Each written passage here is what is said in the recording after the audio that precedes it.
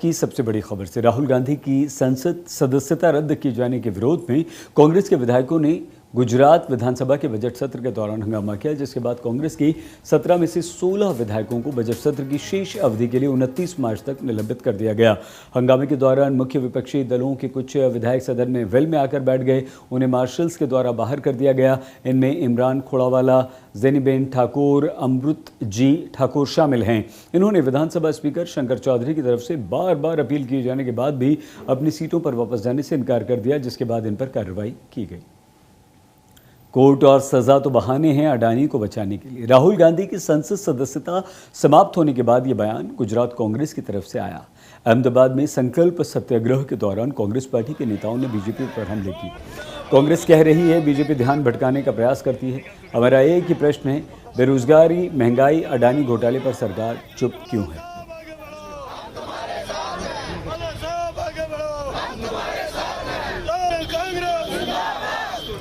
પ્રધાનમંત્રીશ્રી જવાબ આપે કે એમના ને અદાણીજીના શું સંબંધો છે, એમના મારફત એમને શું ફાયદા પહોંચાડવામાં આવ્યા છે। અદાણી ગ્રુપની જે સેલ કંપનીઓ છે એમાં 20,000 કરોડ રૂપિયાનું જે રોકાણ છે જેનો કોઈ અતોપતો નથી। એક આ તો ભાજપના જે ટોપના નેતાઓ છે ક્યાંક એમના તો પૈસા 2 નંબરના આમાં નથી રોકાયેલા ને, અને એટલા માટે જેપીસીની તપાસથી તમે ભાગો છો।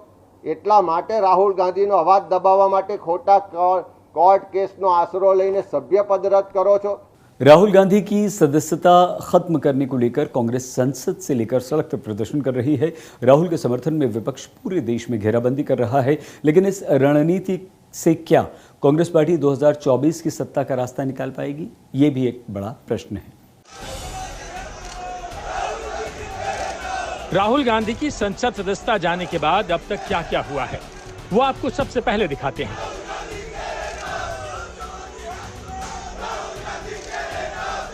राहुल गांधी को लोकसभा की हाउस कमेटी ने 22 अप्रैल तक 12 तुगलक रोड का सरकारी बंगला खाली करने का नोटिस भेजा है। केरल के वायनाड में राहुल गांधी के ऑफिस पर ताला पड़ चुका है। राहुल गांधी वायनाड से ही सांसद है। राहुल गांधी की संसद सदस्यता जाने पर कांग्रेस काले कपड़ों में विरोध करने सड़कों पर उतरी है। राहुल गांधी की संसद सदस्यता जाने पर विपक्षी एकजुटता दिखी है। पहली बार टीएमसी कांग्रेस के ब्लैक विरोध में शामिल हुई। सीधी सी बात, अभी हमें नोटिस नहीं मिली, राहुल जी के घर नहीं पहुंची और सरकार ने मीडिया को लीक कर दिया। आप कह रहे राहुल गांधी को अभी तक नोटिस नहीं मिला? मेरी जानकारी में नहीं मिला है और ये प्रेस को पहले रिलीज हुआ है, ये मेरी जानकारी है। तो जब हमको नोटिस मिल जाएगी तो हम अधिकृत रूप से इस पर बोलेंगे, राहुल जी बोलेंगे, उनकी तरफ से कोई बोलेगा। पर ये तो साफ हो गया कि ये जो घृणा, नफरत गोडसे की भाजपा है, उसने हमारी उस आशंका को पूरी तरह साबित सही कर दिया, क्योंकि भाजपा का ही चेयरमैन है हाउसिंग कमेटी का। आइए सबसे पहले आपको दिखाते हैं कैसे आज कांग्रेस काले कपड़ों में विरोध करने उतरी। सोनिया गांधी काली साड़ी पहनकर लोकसभा पहुंची। कांग्रेस के अध्यक्ष मल्लिकार्जुन खड़गे और कई बड़े नेता काले कपड़ों में संसद पहुंचे। बड़ी बात यह रही कि कांग्रेस के इस ब्लैक विरोध में आज टीएमसी की अचानक से एंट्री ने सबको चौंका दिया। अब तक इसे विपक्ष की सबसे बड़ी एकता माना जा रहा है। हम आपको बता दें कि राहुल गांधी की संसद सदस्यता जाने पर 17 विपक्षी दल राहुल गांधी के समर्थन में आ गए हैं। एक तरफ तो कांग्रेस के बड़े नेताओं ने संसद में ब्लैक विरोध किया, दूसरी तरफ यूथ कांग्रेस के कार्यकर्ताओं ने जंतर मंतर पर विरोध प्रदर्शन किया। हम ये दिखाना चाहते हैं कि इस देश में डेमोक्रेसी को मोदी जी एक एक करके खत्म कर रहे हैं। काली घड़ी भी पहन के आए, दिखाने भाजपाइयों को जिनका काला दिल है कि तुम्हारा वक्त खत्म हो रहा है। 2024 के बाद जनता तुम्हें माफ नहीं करेगी जो तानाशाही तुमने चलाई। सबसे पहले प्रियंका गांधी ने राहुल गांधी की संसद सदस्यता जाने पर आक्रामक तेवर दिखाए। आपके मंत्री मेरी मां का अपमान भरी संसद में करते हैं। आपके एक मुख्यमंत्री कहते हैं कि राहुल गांधी को पता भी नहीं है कि उनका पिता कौन है। एक बेटा अपने बाप के मरने पर पगड़ी पहनता है, परिवार की परंपरा को आगे बढ़ाता है, लेकिन आप पर कोई मुकदमा नहीं होता। आपको संसद से कोई बाहर नहीं निकालता, आपको मना नहीं करता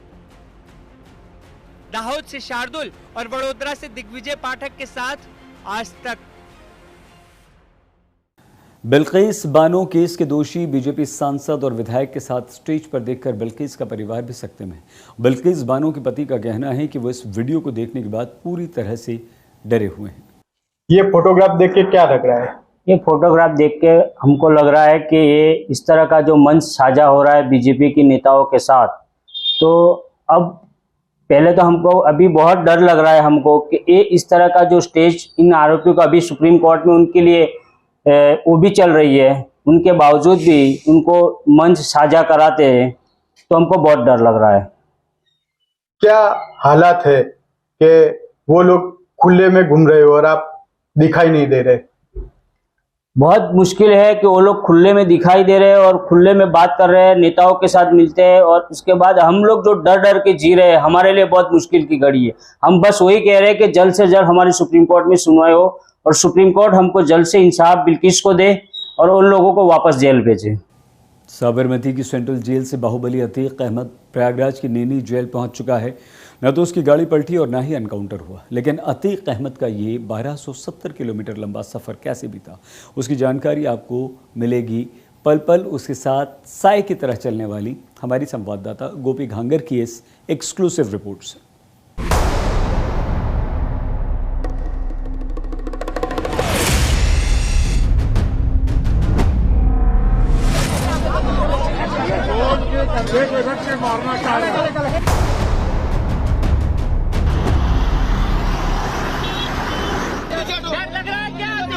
डर लग रहा है, डर लग रहा है।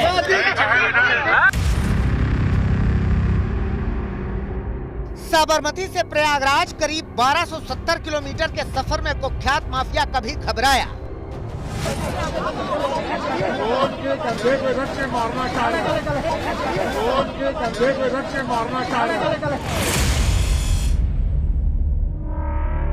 कभी दहशत से भरा हुआ अतीक अहमद अपने आप को संभालते नजर आया, अपने आप को बेखौफ दिखाने की कोशिश करता नजर आया। डर लग रहा है क्या? डर लग रहा है, डर लग रहा है।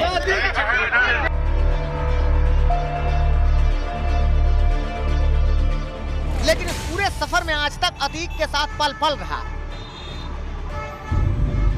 जितनी तेज पुलिस की गाड़ी चल रही थी, उतनी ही तेज चल रही थी अतीक की धड़कनें, और उन दोनों के साथ चल रही थी आज तक की संवाददाता गोपी घांगर। शुरुआत साबरमती सेंट्रल जेल के बाहर से हुई। अतीक अहमद बाहर आ चुका है। अतीक अहमद की ये पहली तस्वीरें आप देख सकते हैं। अतीक अहमद इस वक्त बाहर आ चुका है, जेल के बाहर, साबरमती सेंट्रल जेल के बाहर अतीक अहमद आ चुका है। एसटीएफ ने गाड़ी में बिठाया और अतीक ने अपना डर दिखाया। उसके भीतर खौफ था कि कहीं रास्ते में उसके साथ कोई अनहोनी न हो जाए। गाड़ी अभी सिर्फ 6 मिनट ही चली थी कि आरटीओ सर्कल पर रोक दी गई। वापस यू टर्न लिया है, यूपी पुलिस के जरिए जिस रास्ते आए थे उसी रास्ते पर वापस यू टर्न लिया गया है। 5 मिनट तक काफिला रुका रहा। यहाँ एसटीएफ ने मीडिया कर्मियों को मिसगाइड करने की कोशिश की। हिम्मतनगर में एक बार फिर से अतीक की गाड़ी रोकी गई। और लगातार हमारी यही कोशिश है कि पल पल की जानकारी हम हमारे जो दर्शक जुड़े हुए हैं उनको दे पाए, लेकिन यूपी पुलिस जो है, गुजरात पुलिस की लगातार ये कोशिश कर रही है कि मीडिया उनको फॉलो ना कर पाए। हम कोशिश करेंगे कि आप हमारे दर्शकों को पल पल की जानकारी दे पाए। जितनी बार अतीक की गाड़ी रुक रही थी उतनी बार उसके शरीर में सिहरन हो रही थी, और ये सब कुछ आज तक के कैमरे में हमारी संवाददाता गोपी घांगर कैद कर रही थी। सुबह हो आई थी। यही वो समय था जब यूपी एसटीएफ का काफिला मध्य प्रदेश की सीमा में प्रवेश कर गया। यहाँ 10 मिनट के लिए एक बार फिर से पुलिस की वैन रोकी गई। देखिए, अतीक अहमद हाथ हिला के अभिवादन कर रहे हैं यहाँ पे लोगों को। मीडिया जो खड़ी है, मीडिया को हाथ दिखाया अतीक अहमद ने, और किस तरीके से देखिए उसके। अब सुबह का सूरज सामने था और अतीक को भी थोड़ी राहत मिली थी, क्योंकि सुबह का सवेरा उसे हालात के अंधेरे से बाहर लेकर आया था। करीब 8:39 पर अतीक अहमद को लेकर यूपी पुलिस उत्तर प्रदेश की सीमा में प्रवेश कर गई। अब तक अतीक को लग गया था कि उसकी यात्रा पर पल पल कैमरों की नजर है, इसीलिए वो खुद को बेखौफ दिखाने की कोशिश कर रहा था। डर लग रहा है क्या? डर लग रहा है, डर लग रहा है। करीब 1.5 घंटे रुकने के बाद पुलिस का काफिला अतीक को लेकर प्रयागराज की ओर एक बार फिर से बढ़ चला। कारवां बढ़ रहा था और कारवां के साथ समय भी तेजी से भाग रहा था। यही वो समय था जब एक बार फिर से अतीक का काफिला रुका, गाड़ियों में डीजल भरवाने के लिए। फ्यूल के लिए यहाँ पे ये दोनों जो ट्रक है वो रुके हुए हैं। दरअसल जो आखिरी फ्यूल भरवाया था वो उदयपुर में ये आखिरी फ्यूल भरवाया था। उसके बाद अब ये जो ट्रक है ये दोनों ही जो वैन है वो रुके हुए हैं यहाँ पे, लेकिन पुलिस जो है वो कड़े सुरक्षा इंतजामात के साथ है क्योंकि इसी ट्रक के अंदर जो है अतीक अहमद मौजूद है। शाम करीब 4:30 बजे यूपी एसटीएफ की टीम अतीक अहमद को लेकर प्रयागराज की सीमा में प्रवेश कर गई। अतीक को सीधे नैनी जेल ले जाया गया। करीब 1275 किलोमीटर का जो सफर है वो करीब 24 घंटे चला। कल शाम 5:40 पर साबरमती सेंट्रल जेल से जो सफर शुरू हुआ था, आज शाम 5:30 पर यही नैनी जेल पर खत्म हुआ और अतीक अहमद को यहीं पर रखा जाएगा। आज की रात यहाँ रखा जाएगा, जिसके बाद कल सुबह उसे प्रयागराज की कोर्ट में पेश किया जाएगा और कोर्ट में पेश करने के बाद उमेश पाल के अपहरण के मामले में कोर्ट अपना अहम फैसला सुनाएगी। अब अतीक इसी नैनी जेल में आज की रात रहेगा और कल अदालत में उमेश पाल अपहरण केस में उसके गुनाह का हिसाब होगा। साबरमती से प्रयागराज तक गोपी घांघर के साथ आज तक ब्यूरो। राजकोट में ए ग्रेड अधिकारी ने अपनी ऑफिस की 4थी मंजिल से कूदकर आत्महत्या कर ली। 5 लाख रुपए रिश्वत लेने के मामले में सीबीआई ने उन्हें शुक्रवार को गिरफ्तार किया था, लेकिन अब इस अधिकारी के परिवार वालों का कहना है कि जानबूझकर उन्हें रिश्वत के आरोप में फंसाया गया, आत्महत्या के लिए प्रेशर बनाया गया।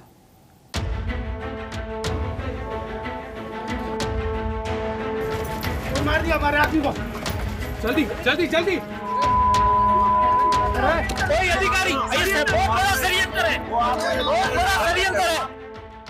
करप्शन केस में फंसे डीजीएफटी यानी director general of foreign trade के ज्वाइंट डायरेक्टर जबरीमाल बिश्नोई ने अपने ही ऑफिस की 4थी मंजिल से कूदकर आत्महत्या कर ली, जिसके बाद परिजनों ने अस्पताल में जमकर हंगामा किया।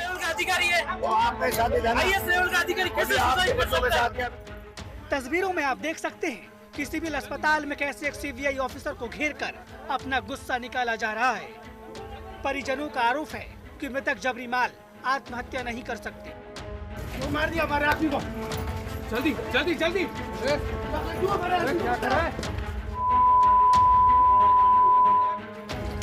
मार दिया। दरअसल ये पूरा मामला गुजरात के राजकोट का है।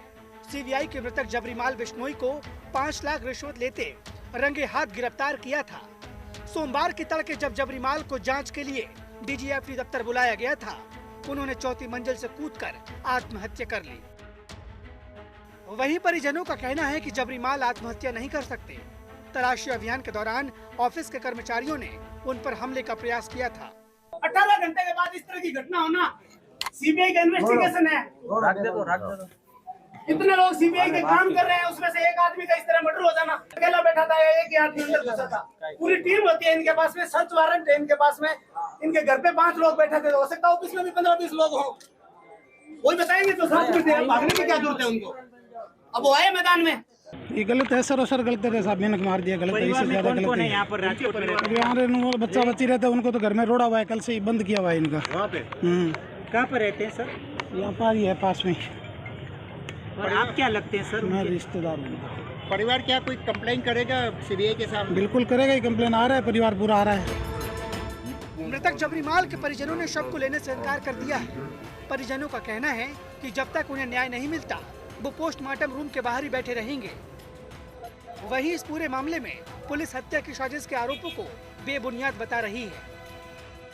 गुनाह में आरोपी के तौर पे थे, उन्होंने अपने चैम्बर के जो खिड़की जो थी उसमें से जंप करके नीचे गिर गए थे। जो आरोपी इसम थे उनको तुरंत ही सिविल हॉस्पिटल नेक्स्ट ट्रीटमेंट के लिए ले जाया गया था। वहाँ पे जो डॉक्टर थे उन्होंने उनको लगभग 10:15 से 10:30 के बीच में मृत जाहिर किया हुआ है। इसके संदर्भ में पुलिस के द्वारा अननेचुरल डेथ का रजिस्ट्रेशन किया गया और आगे की तफ्तीश जारी है। करप्शन और सुसाइड की इस वारदात के बाद पुलिस और सीबीआई के अधिकारी सवालों के कटघरे में हैं। मृतक जबरीमाल मूल रूप से बीकानेर के खाजूवाला के रहने वाले थे। आज तक ब्यूरो। पीएमओ का अफसर बनकर जम्मू कश्मीर में सेना की सुविधाएं लेने वाले ठग किरण पटेल का मामला थमने का नाम नहीं ले रहा। अब इस केस में गुजरात के मुख्यमंत्री ऑफिस में तैनात एडिशनल पीआरओ हितेश पांड्या का इस्तीफा हो गया। दरअसल हितेश पांड्या ने अपने बेटे अमित पांड्या के लिंक ठग किरण पटेल के साथ जुड़ने के बाद इस्तीफा दिया। उन्होंने इस मामले में कोई मुख्यमंत्री कार्यालय को शक के घेरे में न ले, उससे पहले वो अपना पद छोड़ रहे हैं कहते हुए इस्तीफा दिया। अमित पांड्या को किरण पटेल का बिजनेस पार्टनर भी बताया जा रहा है। तो मैंने सोचा कि 4-5 दिन से मेरे नाम के साथ मोदी साहब का नाम, सीएम साहब का नाम वगैरह जुड़ जाता है, तो उनके नाम को भी थोड़ी बहुत धक्का लगे, ऐसा मुझे लगा। तो सोचा कि क्यों ना मैं इसमें से निकल जाऊं, और स्वयं मैंने कल सीएम साहब को जाकर मैंने इस्तीफा दिया।